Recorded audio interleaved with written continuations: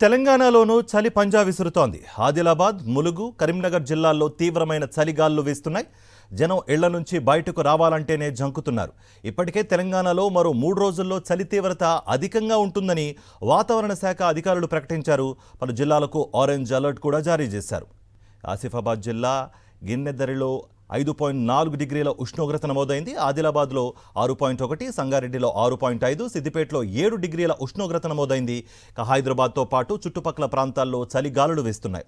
పటాన్ చెరువులో 7.8, రాజేంద్ర నగర్లో 8 డిగ్రీల ఉష్ణోగ్రత రికార్డైంది.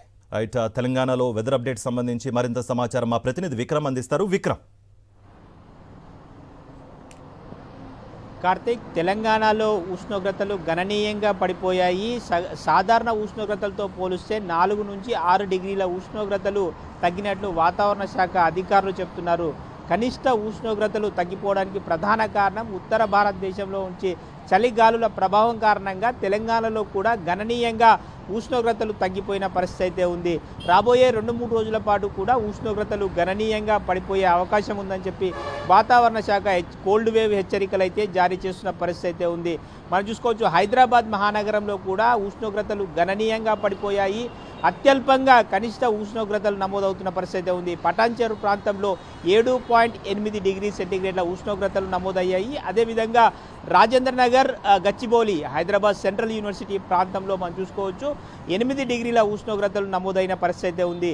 రాబోయే 2-3 రోజుల పాటు ఇదే రకమైన వాతావరణం ఉండే అవకాశం ఉందని చెప్పి వాతావరణ శాఖ అధికారులు అయితే హెచ్చరిస్తున్నారు. ఇక ఉత్తర తెలంగాణలో పరిస్థితి అయితే మరీ దయనీయంగా ఉందని చెప్పుకోవచ్చు. ఆదిలాబాద్ లాంటి ఏజెన్సీ ప్రాంతాల్లో ఉష్ణోగ్రతలు కనిష్ట స్థాయికి పడిపోతున్నాయి. మనం చూసుకోవచ్చు 5.4 డిగ్రీల కనిష్ట ఉష్ణోగ్రతలు గిన్నెదరి ప్రాంతంలో నమోదైన పరిస్థితి ఉంది. అదేవిధంగా సంగారెడ్డి, సిద్దిపేట ప్రాంతాల్లో కూడా ఉష్ణోగ్రతలు గణనీయంగా 6 నుంచి 7 డిగ్రీ సెంటీగ్రేడ్ల ఉష్ణోగ్రతలు నమోదవుతున్న పరిస్థితి ఉంది.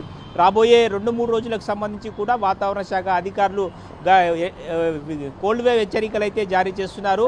ఖచ్చితంగా దుప్పట్లు, స్వెటర్లు ధరించాలి.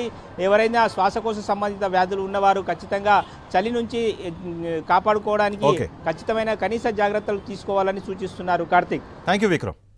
ఇటు కరీంనగర్లో కూడా చలి తీవ్రత సింగిల్ డిజిట్కి పడిపోతున్న సిచ్యువేషన్స్ అయితే కనిపిస్తున్నాయి. మరింత సమాచారం మా ప్రతినిధి రమణ అందిస్తారు.